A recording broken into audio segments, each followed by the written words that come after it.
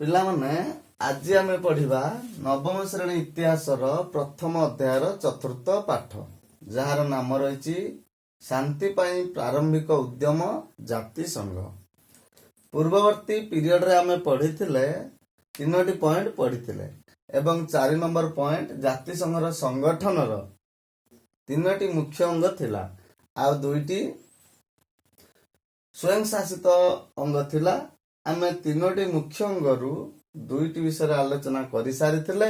ଆଜି ତୃତୀୟ ମୁଖ୍ୟ ଅଙ୍ଗ ଯୋଉଟା 3ଟି ଥିଲା 2ଟି ଆଲୋଚନା କରିସାରିଛେ। 3 ନମ୍ବର ସଚିବାଳୟ, ତା ବିଷୟରେ ଆଲୋଚନା କରିବା।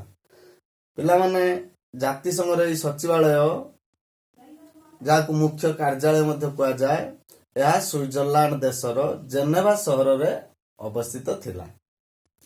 ଏହାର ସର୍ବୋଚ୍ଚ କର୍ମକର୍ତ୍ତାଙ୍କୁ ସେକ୍ରେଟାରୀ ଜେନେରାଲ ବା ମହାସଚିବ କୁହାଯାଉଥିଲା। ପରିଷଦର ସୁପାରିଶରେ ସଭାର ସଂଖ୍ୟାଗରିଷ୍ଠ ସଭ୍ୟଙ୍କ ଭୋଟ ଦ୍ୱାରା ସେକ୍ରେଟାରୀ ଜେନେରାଲ ନିର୍ବାଚିତ ହେଉଥିଲେ। ଏହିପରି ଭାବରେ ସଚିବାଳୟ ଗଢି ଉଠୁଥିଲା।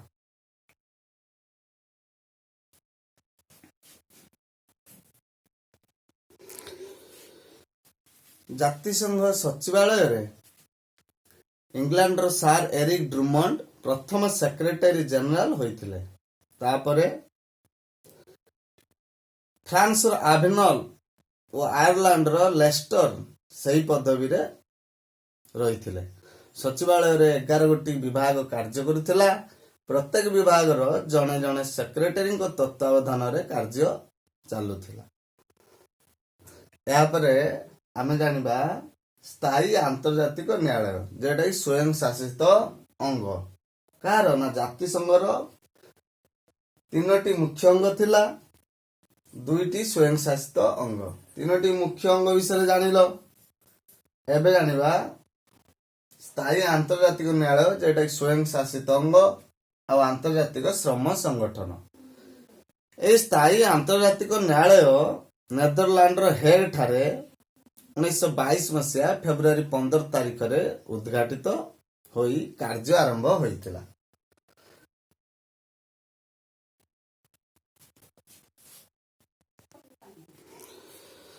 ଫରାସୀ ଓ ଇଂରାଜୀ ଥିଲା ଏହି ନ୍ୟାୟାଳୟର ସ୍ୱୀକୃତ ଭାଷା। ଏହି ନ୍ୟାୟାଳୟରେ ଆରମ୍ଭ ସମୟରେ 11 ଜଣ ବିଚାରପତି ଓ 4 ଜଣ ଉପବିଚାରପତି ଥିଲେ। 1930 ମସିହା ବେଳକୁ ଏହାର ବିଚାରପତିଙ୍କ ସଂଖ୍ୟା 15କୁ ବୃଦ୍ଧି କରାଯାଇଥିଲା ଏବଂ 1936 ମସିହାରେ ଉପବିଚାରପତି ପଦ ଉଚ୍ଛେଦ କରାଯାଇଥିଲା। ସଭା ଓ ପରିଷଦରେ ପୃଥକ ଭାବେ ଭୋଟ ଦାନ ପଦ୍ଧତି ଦ୍ୱାରା ବିଚାରପତି ନିର୍ବାଚିତ ହେଉଥିଲେ। ନିର୍ବାଚିତ ହେବା ପାଇଁ ଉଭୟ ଗୃହରେ ନିରଙ୍କୁଶ ସଂଖ୍ୟାଗରିଷ୍ଠ ମତ ହାସଲ କରିବା ଆବଶ୍ୟକ ଥିଲା। ବିଚାରପତିମାନେ ନିଜେ ସେମାନଙ୍କ ସଭାପତି ଓ ଉପସଭାପତି ନିର୍ବାଚନ କରୁଥିଲେ। ସେମାନଙ୍କ କାର୍ଯ୍ୟକାଳ 9 ବର୍ଷ ଥିଲା। ବୁଝିପାରିଲ?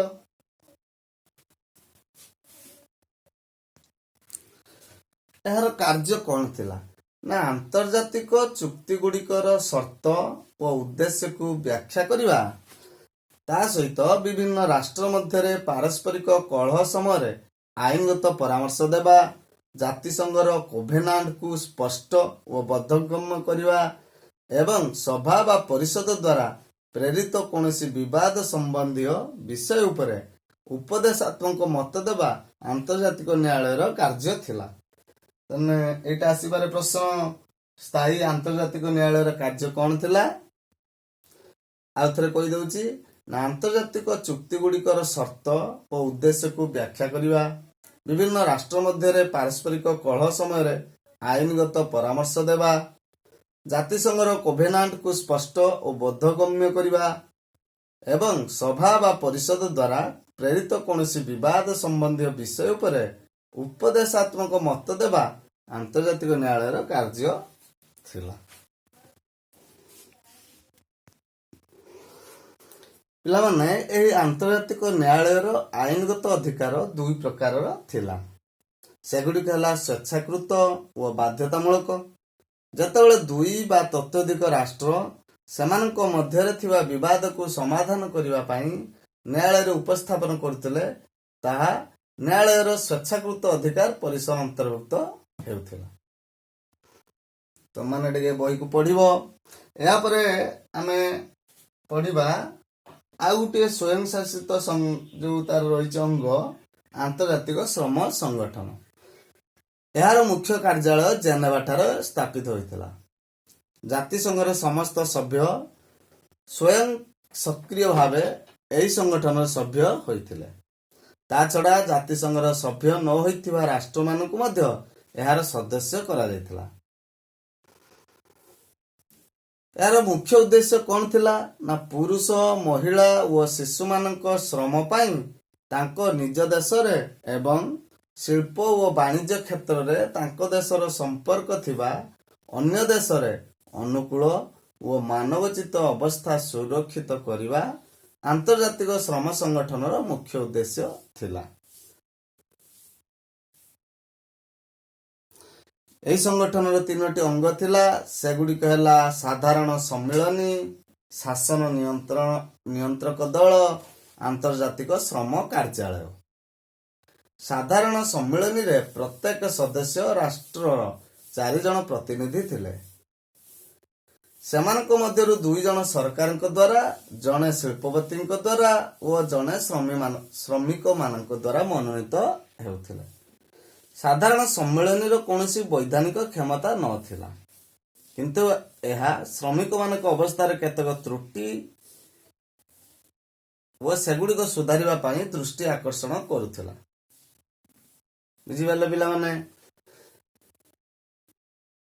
ଆନ୍ତର୍ଜାତିକ ଶ୍ରମ କାର୍ଯ୍ୟାଳୟର ନିର୍ଦ୍ଦେଶକଙ୍କ ନିର୍ବାଚନ ଏହାର ମୁଖ୍ୟ କାର୍ଯ୍ୟ ଥିଲା।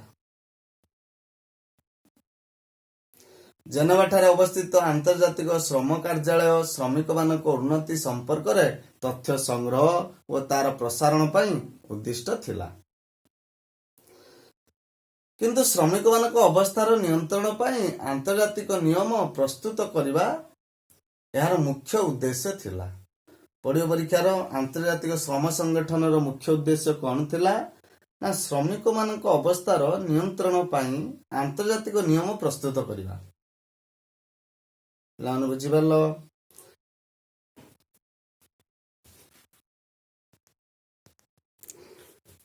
ପରବର୍ତ୍ତୀ ପଏଣ୍ଟ ଜାତିସଂଘର କାର୍ଯ୍ୟାବଳୀ।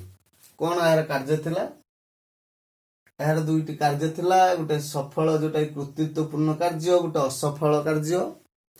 ଯାଉ ପ୍ରଥମେ ଆମେ କୃତିତ୍ୱପୂର୍ଣ୍ଣ କାର୍ଯ୍ୟ କେଉଁଥିରେ ସେ ସଫଳ ହୋଇଥିଲେ ଏହି ଜାତିସଂଘ ନା ଜାତିସଂଘର ହସ୍ତକ୍ଷେପ ଫଳରେ ଅନେକ ଅନ୍ତରାଷ୍ଟ୍ରୀୟ କଳହ ପାରସ୍ପରିକ ଆଲୋଚନା ମାଧ୍ୟମରେ ସମାଧାନ କରାଯାଇଥିଲା ବା ସମାଧାନ ହୋଇଥିଲା। 1921 ମସିହାରେ ଆଲାଣ୍ଡ ଦ୍ୱୀପର ଅଧିକାରକୁ ନେଇ ସ୍ୱିଡେନ ଓ ଫିନଲାଣ୍ଡ ମଧ୍ୟରେ ଲାଗିଥିବା କଳହର ସମାଧାନ କରାଯାଇ ପାରିଥିଲା। ଆଲବାନିଆର ସୀମା ସମ୍ପର୍କରେ ଗ୍ରୀସ ଓ ଯୁଗୋସ୍ଲୋଭିଆ ମଧ୍ୟରେ ଯୁଦ୍ଧର ସମ୍ଭାବନାକୁ ଏଡ଼ାଇ ଦିଆଯାଇ ପାରିଥିଲା। 1922 ମସିହାରେ ଏକ କମିଶନ ନିଯୁକ୍ତ କରି ପୋଲାଣ୍ଡ ଓ ଚେକୋସ୍ଲୋଭାକିଆ ମଧ୍ୟରେ ଥିବା ସୀମା ସମ୍ପର୍କିତ ବିବାଦର ଶାନ୍ତିପୂର୍ଣ୍ଣ ସମାଧାନ ହୋଇପାରିଥିଲା। 1925 ମସିହାରେ ଗ୍ରୀସ ଓ ବୁଲଗେରିଆ ମଧ୍ୟରେ ସୀମା ନିରୂପଣ ପ୍ରସଙ୍ଗରେ ବୁଲଗେରିଆରେ ମୁତୟନ ଥିବା ଗ୍ରୀସ ସୈନ୍ୟମାନଙ୍କୁ ପ୍ରତ୍ୟାହାର କରାଯାଇ ପାରିଥିଲା। ଏହି ସବୁ କାର୍ଯ୍ୟ ସଫଳ ସହ ସମ୍ପାଦନ କରାଯାଇଥିଲା। ସେହିପରି 1922 ମସିହାର ଏକ ସନ୍ଧି ଅନୁଯାୟୀ କଲମ୍ବିଆକୁ ହସ୍ତାନ୍ତର କରିଥିବା ଲେଟିସିଆ ସହରକୁ ଦକ୍ଷିଣ ଆମେରିକାର ପେରୁ ରାଷ୍ଟ୍ରର 1933 ମସିହାରେ ପୁନଃ ଅଧିକାରକୁ ନେଇ 2 ଦେଶ ମଧ୍ୟରେ ହୋଇଥିବା ଯୁଦ୍ଧକୁ ବନ୍ଦ କରାଯାଇଥିଲା। ଏହିପରି ଭାବରେ ସଫଳ କାର୍ଯ୍ୟ ଥିଲା।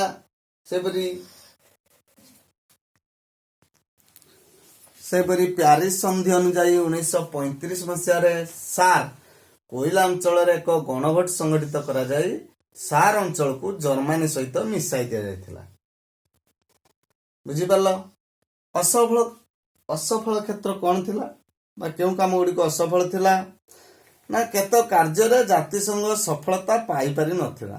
ଲିଥୁଆନିଆ ଦାଖଲରେ ଥିବା ଭିଲିନା ସହର ଉପରେ ପୋଲାଣ୍ଡର ନିୟନ୍ତ୍ରଣ, ଗ୍ରୀସ ଓ ଆଲବାନିଆ ମଧ୍ୟରେ ସୀମା ନିରୂପଣ, ଏଗୁଡିକ ଅସଫଳ କ୍ଷେତ୍ର ଥିଲା। ଏଗୁଡା ଠିକ ଭାବରେ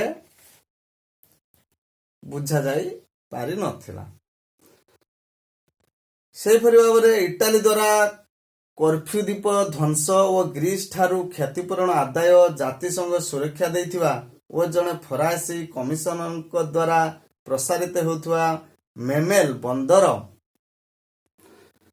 ବନ୍ଦର ଉପରେ ଲିଥୁଆନିଆର ପ୍ରଭାବ ବିସ୍ତାର, ଜାପାନର ମାଞ୍ଚୁରିଆ ଅଧିକାର, ଇଟାଲୀର ଆବିସିନିଆ ବିଜୟ, ସ୍ପେନୀୟ ଗୃହଯୁଦ୍ଧରେ ସେଠାକାର ପ୍ରଜାତନ୍ତ୍ରର ଉଚ୍ଛେଦକୁ ରୋକିବାରେ ଜାତିସଂଘ ଅକୃତ କାର୍ଯ୍ୟ ହୋଇଥିଲା। ପିଲାମାନେ ବୁଝିପାରିଲ, କିଛି ଭଲ କାମ କରିଥିଲେ ମଧ୍ୟ କିଛି ଅସଫଳ କାର୍ଯ୍ୟ ମଧ୍ୟ ରହିଥିଲା। ତଥାପି ପୃଥିବୀରେ ଯୁଦ୍ଧର ଆଶଙ୍କାକୁ ଦୂରୀଭୂତ କରି ସ୍ଥାୟୀ ଶାନ୍ତି ପ୍ରତିଷ୍ଠା କରିବାରେ ଜାତିସଂଘର ମୂଳ ଉଦ୍ଦେଶ୍ୟ ସଫଳ ହୋଇନଥିଲା। 1939 ମସିହାରେ ଆରମ୍ଭ ହୋଇଥିବା ଦ୍ୱିତୀୟ ବିଶ୍ୱଯୁଦ୍ଧକୁ ଏହା ପ୍ରତିରୋଧ କରିପାରିନଥିଲା। ସମ୍ପୂର୍ଣ୍ଣ ଭାବରେ ଏ ଶାନ୍ତି ପ୍ରତିଷ୍ଠା କରିପାରିନଥିଲା, ଯାହାଫଳରେ ଆଉ ଥରେ ବିଶ୍ୱଯୁଦ୍ଧ ହୋଇଥିଲା। ଯାଉ, ଜାତିସଂଘର ବିଫଳତା ପାଇଁ ଅନେକ କାରଣ ଦାୟୀ ଥିଲା। 6 ନମ୍ବର ପଏଣ୍ଟରେ ଆମେ ପଢିବା କାହିଁକି ବିଫଳ ହେଲା, ଶାନ୍ତି କାହିଁକି ପ୍ରତିଷ୍ଠା ହେଇପାରିଲା ନାହିଁ। ପିଲାମାନେ, ଆର 6ଟି କାରଣ ରହିଛି। ଜାତିସଂଘର ବିଫଳତାର କାରଣ 6ଟି ରହିଛି। କଣ ରହିଛି? ପ୍ରଥମେ ପ୍ୟାରିସ ଶାନ୍ତି ଚୁକ୍ତି ସହିତ ସଂଯୋଗ। ଏଇ ଯୋଉ ଜାତିସଂଘ ତିଆରି ହେଲା, ପ୍ରଥମରୁ ପଢିଛ ତମମାନେ, ଯୋଉ ଶାନ୍ତି ଚୁକ୍ତି ସହିତ ଏହା ପୁରା ପ୍ରତ୍ୟକ୍ଷ ଭାବରେ ଜଡିତ ଥିଲା। ଯେଉଁ 14 ସୂତ୍ରୀ କାର୍ଯ୍ୟ ଥିଲା ବା ଯୋଉ ତାଙ୍କର ଉଡ୍ରୋ ୱିଲସନ୍ 14 ସୂତ୍ରୀ କାର୍ଯ୍ୟକ୍ରମ କଣ କରିଥିଲେ, ଉପସ୍ଥାପନ କରିଥିଲେ। ଶେଷ ସୂତ୍ରରେ ଜାତିସଂଘ ବିଷୟରେ ପ୍ରତ୍ୟକ୍ଷ ସମ୍ପର୍କ ରହିଥିଲା। ତେଣୁ ଜାତିସଂଘରେ ଆହୁରି କଣ ଅସୁବିଧା ହେଇଥିଲା ନା, ଜାତିସଂଘର ଆରମ୍ଭରେ ବିଜିତ ରାଷ୍ଟ୍ରମାନଙ୍କୁ ସଭ୍ୟ ପଦ ଦିଆ ନ ଯିବାରୁ ସେମାନେ ଜାତିସଂଘକୁ କେବଳ ବିଜେତା ମାନଙ୍କର ଏକ ସଂଗଠନ ବୋଲି ମନେ କଲେ। ପ୍ୟାରିସ ଶାନ୍ତି ଚୁକ୍ତିରେ କେବଳ ବିଜୟ ରାଷ୍ଟ୍ରମାନେ କରୁଥିଲେ, ଯେଉଁମାନେ ହାରି ଯାଇଥିଲେ ତାଙ୍କୁ ଡକା ଯାଇ ନଥିଲା। ତେଣୁ ସେମାନେ ଭାବିଲେ ଏଇ ଜାତିସଂଘ ବା ଶାନ୍ତି କାହା ପାଇଁ ନା, ଯେଉଁମାନେ ବିଜୟ ଲାଭ କରିଛନ୍ତି ସେମାନଙ୍କ ମଧ୍ୟରେ ଏଇ ଜାତିସଂଘ ଆମ ପାଇଁ କିଛି ନୁହେଁ। ତେଣୁ ସେମାନଙ୍କ ମଧ୍ୟରେ ଗୋଟେ ଘୃଣାଭାବ ସୃଷ୍ଟି ହେଲା, ଯାହାଫଳରେ ଜାତିସଂଘ ଗୋଟେ ବିଫଳତାର କାରଣ। 2 ନମ୍ବରରେ ଯୁକ୍ତରାଷ୍ଟ୍ର ଆମେରିକାର ଅନୁପସ୍ଥିତି। ତମମାନେ ଜାଣିଛ, ସିନେଟ ଅନୁମୋଦନ ନ କରିବାରୁ ଜାତିସଂଘରୁ ଯୁକ୍ତରାଷ୍ଟ୍ର ଆମେରିକା ପଳେଇ ଯାଇଥିଲା ବା ସିଏ ଗୋଟେ ସଭ୍ୟ ହେଇପାରିଲା ନାହିଁ। ତେଣୁ ଆମେରିକା ବଡ ଶକ୍ତିଶାଳୀ ରାଷ୍ଟ୍ର, ଆମେ ଜାଣିଛୁ। ସିଏ ଯଦି ନ ରହିବେ ଗୋଟେ ସଂଗଠନରେ, ତେଣୁ ସେଟା ଠିକ ଭାବରେ କାମ କରିବ ନାହିଁ। ତେଣୁ ସିଏ ମଧ୍ୟ ଗୋଟେ କାରଣ ହେଇଥିଲା। 3 ନମ୍ବରରେ ଯୋଉ ଉଗରେ ରାଷ୍ଟ୍ରମାନଙ୍କ ସ୍ୱାର୍ଥପର ମନୋଭାବ। ଜାତିସଂଘରେ ଯେଉଁମାନେ ସଭ୍ୟ ହେଲେ ସେମାନେ ନିଜ ପାଇଁ ସବୁବେଳେ ନିୟମ ପ୍ରଚଳନ କଲେ। ଯେଉଁମାନେ ସଭ୍ୟ ହେଇକି ରହିଲେ, ଯେଉଁ କିଛି ରାଷ୍ଟ୍ର, ସେମାନେ ସମସ୍ତଙ୍କୁ ଦେଖିବା କଥା, କିନ୍ତୁ ସମସ୍ତଙ୍କୁ ନ ଦେଖିକି ନିଜ ପାଇଁ ଦେଖିଲେ, ନିଜ ସ୍ୱାର୍ଥପର ମନୋଭାବ ହେଲେ, ନିଜର କେମିତି ଉନ୍ନତି ହବ। ତେଣୁ ଅଲଗା ଦେଶ ଯେଉଁମାନେ ସଭ୍ୟ ନଥିଲେ ସେମାନଙ୍କ ମନରେ ନିଶ୍ଚିତ କୌଣସି ଘୃଣାଭାବ ସୃଷ୍ଟି ହେଇଥିବ। ସାର୍ବଜନୀନତାର ଅଭାବ,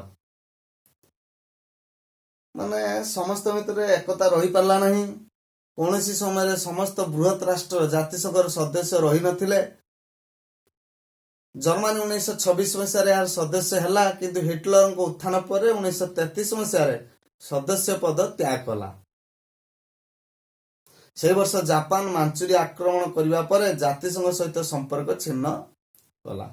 1934 ମସିହାରେ ସୋଭିଏତ ରୁଷିଆକୁ ସଦସ୍ୟ କରାଗଲା, କିନ୍ତୁ 1939 ମସିହାରେ ଫିନଲାଣ୍ଡ ଆକ୍ରମଣ କରିବାରୁ ତାକୁ ଜାତିସଂଘ ସଦସ୍ୟ ପଦରୁ ବହିଷ୍କାର କରାଗଲା। ଏହିପରି ଭାବରେ ସବୁ ସମୟରେ ଆସିଲେ ଗଲେ, ତେଣୁ ଗୋଟେ ଏକତା ରହିପାରିଲା ନାହିଁ। ସମସ୍ତଙ୍କର ଯୋଉ ସଂଗଠନ ମିଶିକି ରହିବା କଥା ରହିଲା ନାହିଁ। ଏହା ମଧ୍ୟ ଗୋଟେ ବିଫଳତାର କାରଣ ହେଲା। ଆଉ କିଛି ସାମ୍ବିଧାନିକ ତ୍ରୁଟି ମଧ୍ୟ ରହିଲା। କଣ ନା, ସଭା ଓ ପରିଷଦରେ ନିଷ୍ପତ୍ତି ନେବା ପାଇଁ ସର୍ବସମ୍ମତିର ଆବଶ୍ୟକତା ଥିବାରୁ ନିଷ୍ପତ୍ତି ନେବା ପାଇଁ ଅସୁବିଧା ହେଉଥିଲା। ସମସ୍ତଙ୍କର ମତାମତ ଅନୁସାରେ ନିଷ୍ପତ୍ତି ନିଆଯିବ। ତେଣୁ ସମସ୍ତଙ୍କ ମନ ସିନା ଏକ ହେଲେ ଗୋଟେ ପ୍ରସ୍ତାବ ପାସ୍ ହବ, କିନ୍ତୁ କୌଣସି ବିଷୟରେ ସୁପାରିଶ କରିବାକୁ ସର୍ବସମ୍ମତିର ଆବଶ୍ୟକତା ନଥିଲା। ତାଙ୍କ ନିୟମ ଥିଲା ସମସ୍ତେ ସମ୍ମତି ହେଲେ ସେଟା ପାସ୍ ହବ, କିନ୍ତୁ ତାଙ୍କ ମନ ଇଚ୍ଛା କାମ କରୁଥିଲେ। ପ୍ରତ୍ୟେକ ରାଷ୍ଟ୍ର ଜାତୀୟ ନିରାପତ୍ତାକୁ ଦୃଷ୍ଟିରେ ରଖି ନିଜର ଅସ୍ତ୍ରଶସ୍ତ୍ର ସର୍ବନିମ୍ନ ପରିମାଣକୁ ହ୍ରାସ କରିବା ପାଇଁ କୋଭେନାଣ୍ଟରେ ଉଲ୍ଲେଖ କରାଯାଇଥିଲା, କିନ୍ତୁ କେହି ତାଙ୍କର ଅସ୍ତ୍ରଶସ୍ତ୍ରକୁ କମ୍ କରିବା ବଦଳରେ ତାକୁ ଆଉ ବଢେଇଲେ, ଯାହାଫଳରେ ଜାତିସଂଘ ତାକୁ ଅସିଦ୍ଧ ଘୋଷଣା କରିବା କଥା, କିନ୍ତୁ ସେ କିଛି ବୁଝି ନଥିଲା। ତେଣୁ ଭୁଲ ସାମ୍ବିଧାନିକ ତ୍ରୁଟି ବହୁତ ରହିଥିଲା, ଯାହାଫଳରେ ଏହା ମଧ୍ୟ ବିଫଳତାର କାରଣ। ଏବଂ ଶେଷ ପଏଣ୍ଟ ଆର୍ଥିକ ମାନ୍ଦାବସ୍ଥା, ଯୋଉଟା କି କଣ ହେଇଥିଲା, ପଇସା ନଥିଲେ, ଟଙ୍କା ପଇସା ନଥିଲେ କିଛି କରିହବ କି? ସେହିପରି ଭାବରେ 1930 ମସିହାର ଆର୍ଥିକ ମାନ୍ଦାବସ୍ଥା ବିଶ୍ୱ ଅର୍ଥନୀତିକୁ ଭଙ୍ଗ କରିଦେଇଥିଲା। ଯେପରି ପିଲାମାନେ ତମମାନେ ବର୍ତ୍ତମାନ ଦେଖୁଥିବ, ଏ ଲକଡାଉନ ସଟଡାଉନ ଭିତରେ ବିଶ୍ୱର ଅର୍ଥନୀତି କେତେ ଦୁର୍ବଳ ହୋଇପଡ଼ିଛି ତମେ ମାନେ ଅନୁଭବ କରୁଥିବ। କରୋନା ପାଇଁ ସାରା ବିଶ୍ୱ ବର୍ତ୍ତମାନ ଲଢେଇ କରୁଛି, ଆମେ ମଧ୍ୟ ଲଢେଇ କରୁଛୁ, ଯାହାଫଳରେ ଆମେ ଅନଲାଇନରେ ପାଠ ପଢିବା ପାଇଁ କଷ୍ଟ ହେଲେ ବି ଆମେ ପଢୁଛୁ। ତେଣୁ ସେତେବେଳେ ମଧ୍ୟ 1930 ମସିହାରେ এই ଆର୍ଥିକ ମାନ୍ଦାବସ୍ଥା ବିଶ୍ୱ ଅର୍ଥନୀତିକୁ ଭଙ୍ଗ କରିଦେଇଥିଲା। କାରଣ ନା ବାରମ୍ବାର ଯୁଦ୍ଧ, ପରସ୍ପର ମଧ୍ୟରେ କଳହର ସୂତ୍ରପାତ, ତେଣୁ ଦେଶ ଦେଶ ମଧ୍ୟରେ ସମ୍ପର୍କ ଭଲ ନଥିଲା। ସବୁ ଦେଶରେ ସାମାଜିକ ବିନ୍ୟାସର ଗଠନକୁ ନଷ୍ଟ କରିଦେଇଥିଲା। ଯେଉଁ ସାମାଜିକ ବିନ୍ୟାସ ବା ସମସ୍ତଙ୍କ ଭିତରେ ଗୋଟେ ସମ୍ପର୍କ ଥିଲା, ତାକୁ ନଷ୍ଟ କରିଦେଇଥିଲା, ଯାହାଫଳରେ ଏ ଆର୍ଥିକ ମାନ୍ଦାବସ୍ଥା ଯୋଗୁଁ ସମସ୍ତଙ୍କ ଯେଉଁ ଦେଶମାନଙ୍କର ମନର ଅବସ୍ଥା ଠିକ ନଥିଲା। ତେଣୁ ତାଙ୍କ କଥାବାର୍ତ୍ତା, ତାଙ୍କ ସହିତ ସମ୍ପର୍କ କରିବା ଠିକ ମଧ୍ୟ ନଥିବ। ଆଉ ଜାତିସଂଘର ମୂଳ ଉଦ୍ଦେଶ୍ୟ ଯେଉଁ ଶାନ୍ତି, କେଉଁଠୁ ଆସିବ? ତେଣୁ ଏହା ସଫଳ ହୋଇନଥିଲା, ଯାହାକି ଜାତିସଂଘର ବିଫଳତାର କାରଣ এই 6ଟି ଥିଲା। ଏଇଟା ଲଙ୍ଗ କ୍ୱେଶ୍ଚନ ଆସିପାରେ, ତୁମମାନେ ଆଉ ଟିକେ ବହିକୁ ଲକ୍ଷ୍ୟ କରିବ। ବିଶ୍ୱଶାନ୍ତିର ମହାନ ଲକ୍ଷ୍ୟକୁ ପୂରଣ କରିବା ଦିଗରେ ପ୍ରଥମ ଓ ଗୁରୁତ୍ୱପୂର୍ଣ୍ଣ ଆନ୍ତର୍ଜାତିକ ସଂଗଠନ ଭାବରେ ଜାତିସଂଘ ଗଠିତ ହୋଇଥିଲା, କିନ୍ତୁ ଅନ୍ତରାଷ୍ଟ୍ର ଦ୍ୱନ୍ଦ୍ୱ ଓ କଳହ ସମାଧାନ କରିବାରେ କେତେକ କ୍ଷେତ୍ରରେ ଯଥେଷ୍ଟ ସଫଳତା ହାସଲ କରିଥିଲେ ମଧ୍ୟ ଅନ୍ୟ କେତେକ କ୍ଷେତ୍ରରେ ଅସଫଳତା ହାସଲ କରିଥିଲା। 1946 ଏପ୍ରିଲ 18 ତାରିଖରେ ଜାତିସଂଘକୁ ନୂତନ ଭାବେ ଗଠିତ ସଂଯୁକ୍ତ ରାଷ୍ଟ୍ର ସଂଘ ସହିତ ମିଶାଇ ଦିଆଗଲା। ତାକୁ ସଂଯୁକ୍ତ ରାଷ୍ଟ୍ର ସଂଘ ସହିତ ମିଶାଇ ଦିଆଯାଇଥିଲା 1946। ବୁଝିପାରିଲ ପିଲାମାନେ?